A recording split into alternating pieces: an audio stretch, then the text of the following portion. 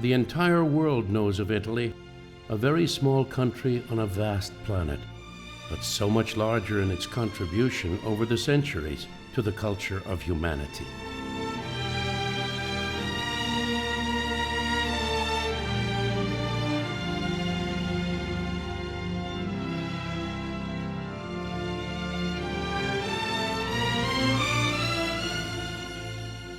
How did it happen? Why should tiny Italy hold such a disproportionate place?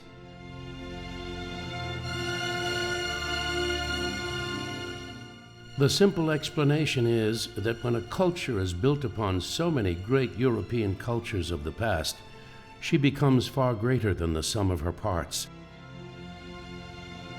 And there's no denying this is a great source of Italian pride.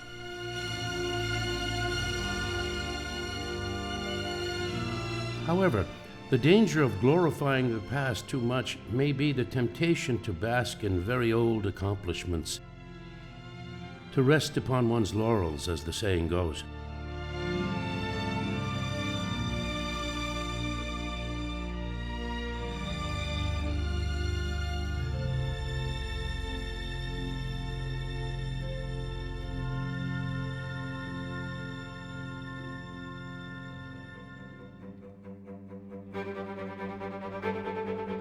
Since time cannot be made to stand still, modern Italy has had to adapt to the swift and powerful changes thrust upon it by contemporary life. And she has certainly done that. In fact, she has been doing precisely that, forever.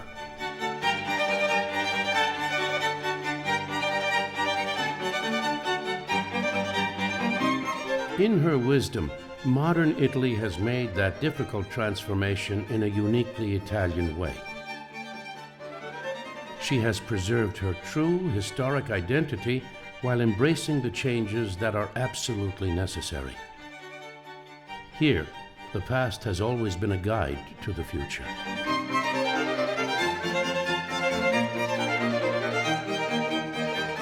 The blending of past and future can be particularly satisfying when a contemporary building becomes a modern setting for the traditional.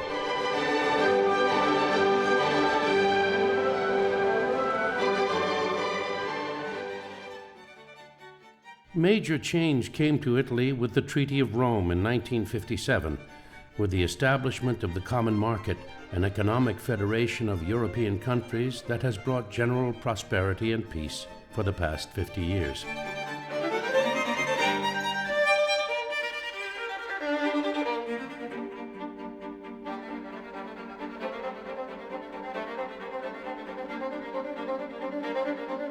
But of course, international finance is nothing new here. In the past, Genoa, Pisa, Venice, Florence, and Rome all were powerful mercantile cities. The art of trade has always been a part of the Italian heritage. These days, though, everything Italians have always done well, from creating unique delicacies to high fashion and fine handicraft, some of these old talents have made Italy prominent in the world once again.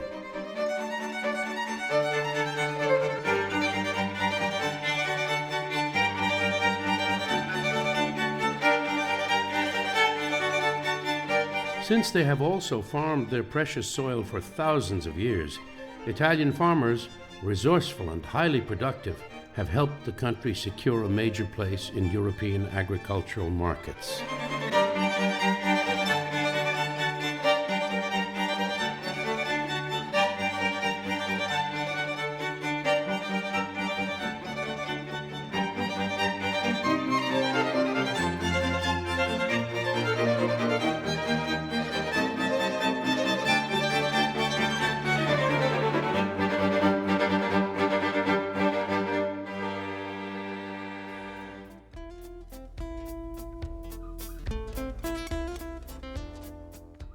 A country with a dynamic and competitive economy needs a modern infrastructure, and the Italians have built one.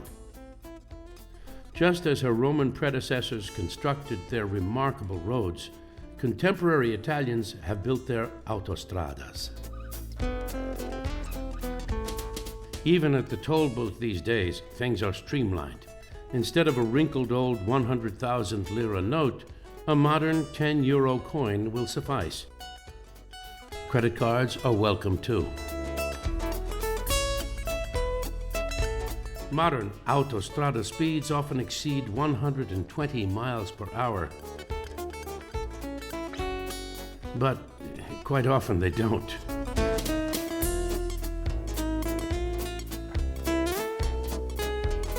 Now, all roads lead not only to Rome, but to almost everywhere. And modern construction didn't stop after the road and highway system were built. When it came to developing cutting-edge science and technology, Italy's past was a surprising resource.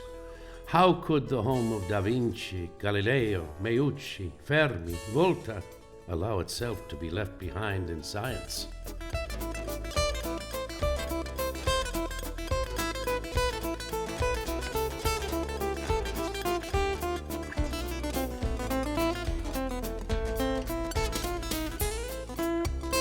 And were Italians supposed to simply forget that the brilliant Nobel Prize winner Guglielmo Marconi happened to be a native son of Bologna?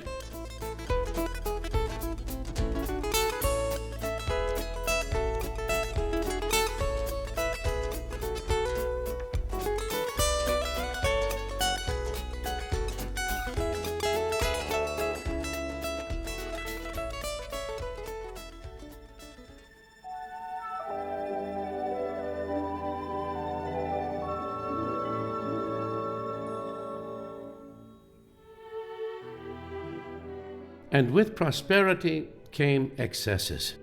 In Italy, for centuries, there had been an old aristocratic tradition of sensual extravagance. In the new Italy, the good life of leisure and recreation became available to many others as well. Call it la dolce vita.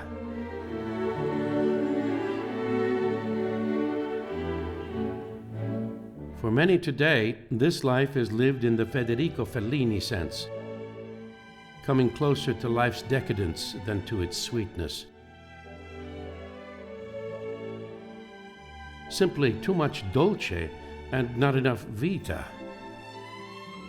Social critics in Italy called them the modern Medicis.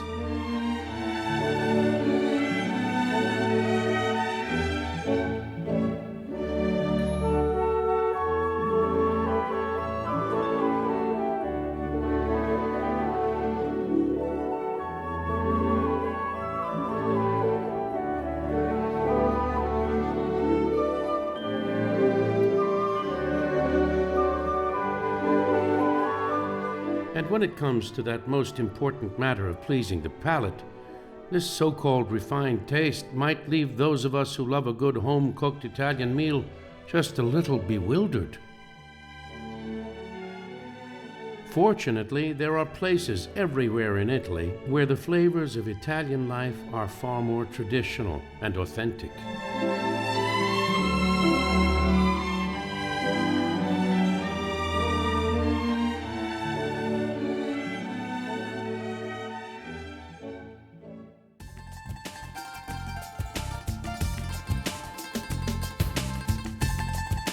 Like productive members of dynamic societies everywhere, most Italians find themselves with necessary leisure time and with the need to recreate and recreate themselves, as here, for example, on snowy alpine slopes.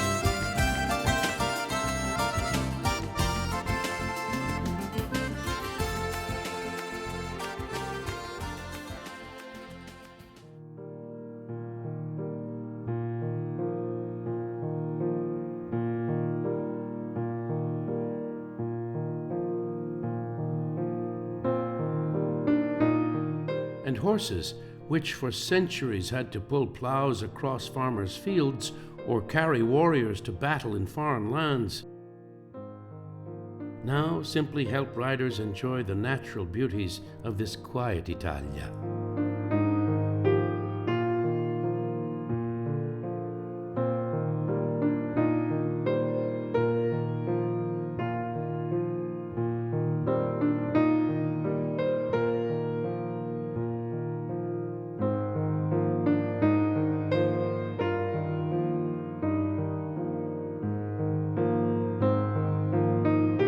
You might not think that striking a little white ball firmly with a club would have such a positive effect on the human psyche.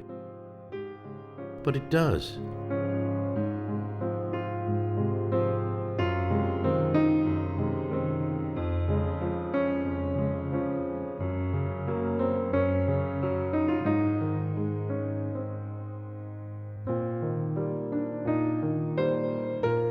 As it does when the morning breeze freshens.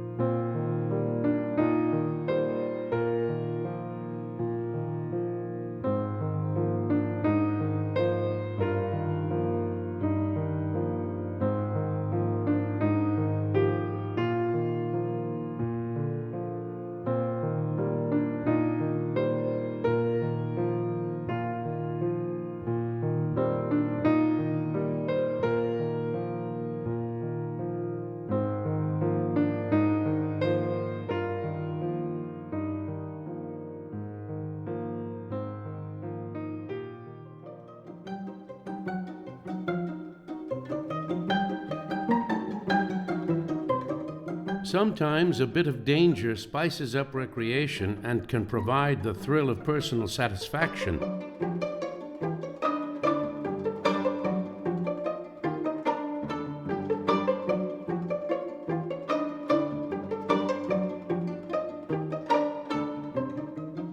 Intense sporting competition may do the very same thing.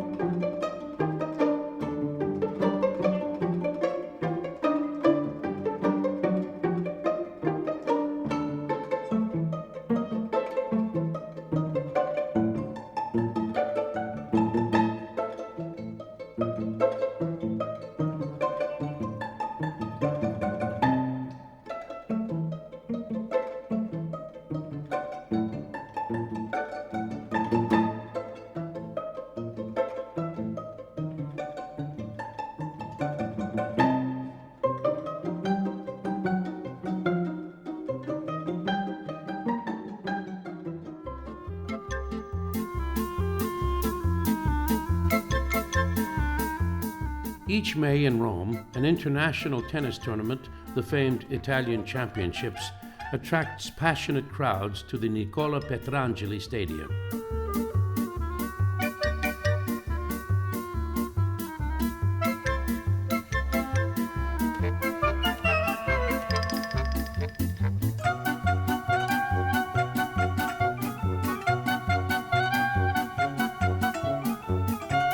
The venue, on the outskirts of Rome, attracts all the premier players of professional tennis.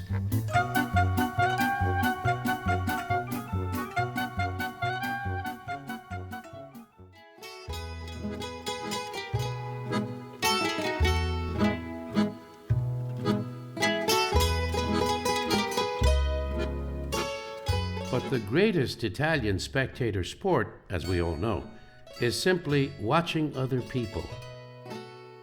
Nowhere is the game played more subtly than in any Italian cafe. Come early, order your espresso with biscotti, write your postcards, and watch people to your heart's content.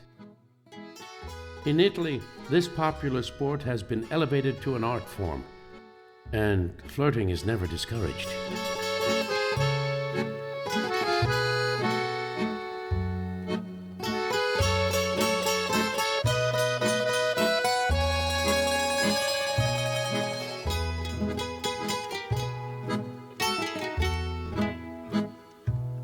When you have an artistic tradition as rich and venerable as Italy's, contemporary art can be puzzling, extremely difficult to comprehend.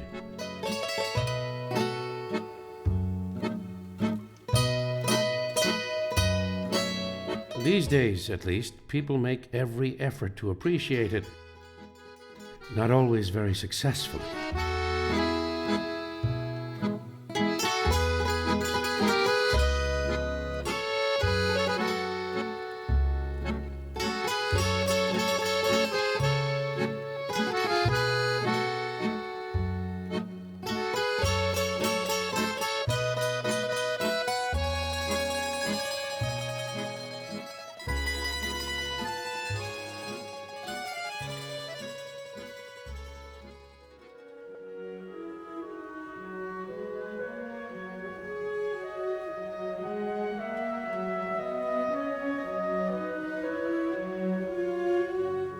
As inevitable and necessary as so-called progress may be, there was such a rich texture, profound beauty, and magnificent craft in the art of Italy's past that sometimes it's tempting to become nostalgic for the good old days, even when those days were 500 years ago.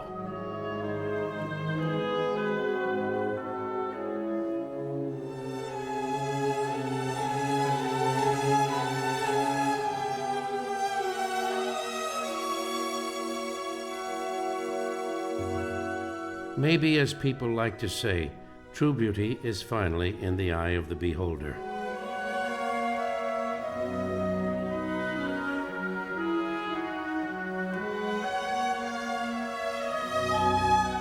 But one wonders, would these people really be fully Italian if they did not live in a world surrounded by very beautiful old things? A beautiful world of their own making. Fortunately, this remains a timeless place where the slow turning of the centuries as well as of modern turbines can somehow coexist and still manage to satisfy the human soul.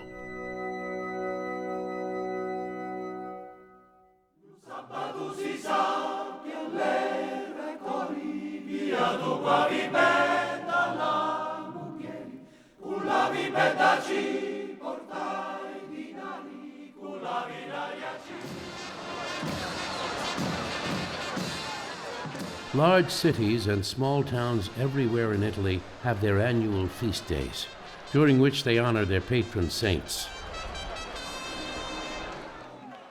Usually, the town's protector is a saint who performed a local miracle of some sort, but occasionally it is the Virgin Mary, the Sacred Madonna herself.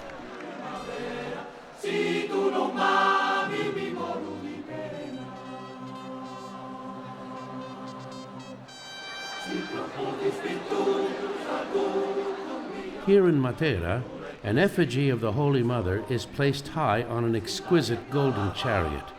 This is the focal point of an elaborate religious procession every year in early July.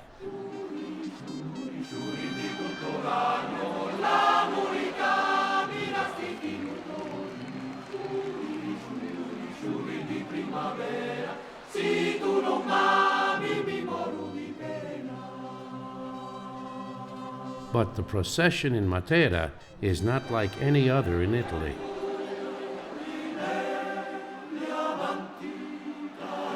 At a certain point in their passionate celebration, the carriage of the Mother of God is stopped violently and overwhelmed.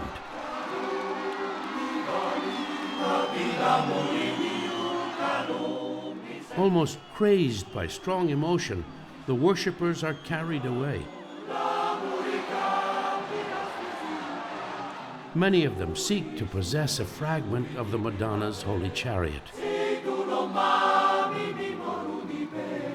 Incredible as it may seem, the chariot is attacked and ultimately destroyed completely.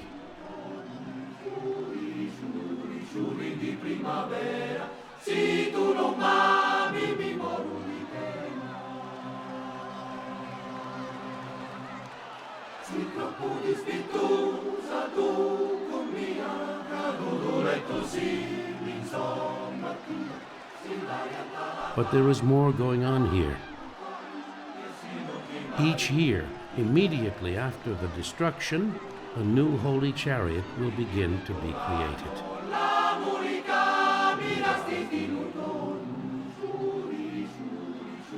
And so, the drama of creation, destruction, and new creation, the Christian life cycle, is being acted out year after year here in Basilicata.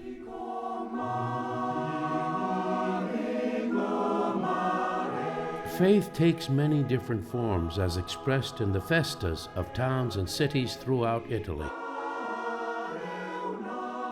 In Spello, a small town in Umbria, it is the fragile beauty of the patterned flower petals that touch the pious soul.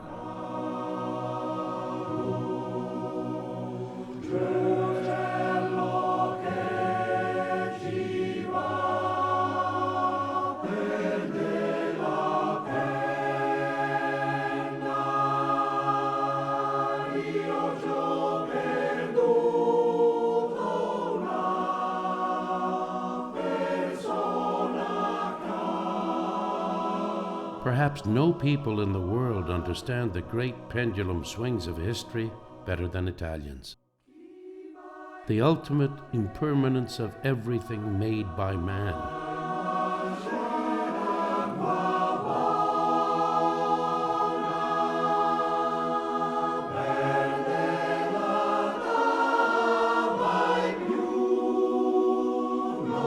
For on this very soil, civilizations took root, grew mighty, and in the fullness of time fell to ruin once again.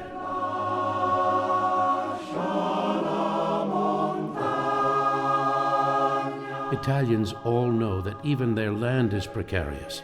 The earth trembles everywhere on this isthmus from time to time, and reminds them always that nature is much more powerful than the will of men. And so, being fatalistic about the future is part of the Italian character.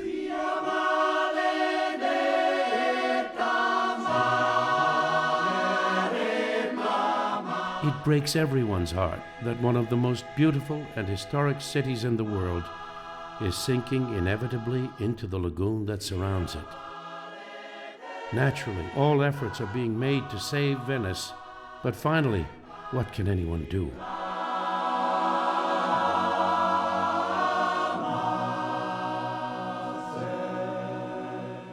And even precious Florence was so severely flooded just 50 years ago that the entire world had to come to her rescue. And gratefully, because this was magnificent Florence, it did.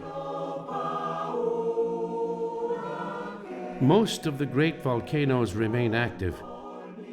Hardly a decade passes without the ground trembling somewhere, or without the spewing of great volumes of smoke and ash.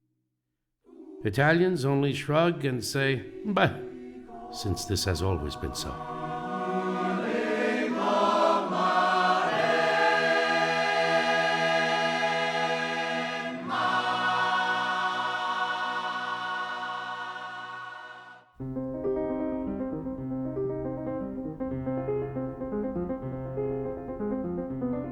In August of 79 AD, Pompeii, a Roman resort at the foot of Mount Vesuvius, with a population of 25,000 mostly well-to-do people, was the sudden victim of a volcanic eruption that showered her with a great firestorm.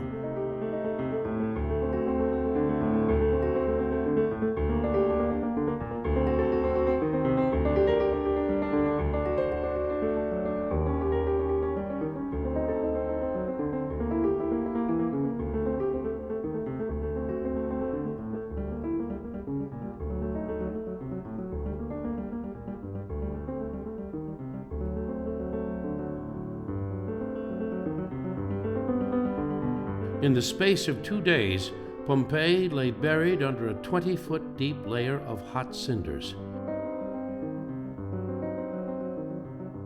We can still see the instant those citizens of the powerful Roman Empire lost their lives.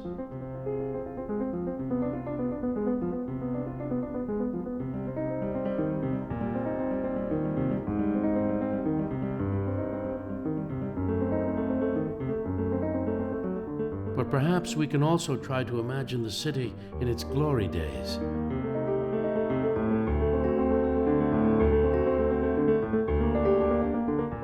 The past is a constant whisper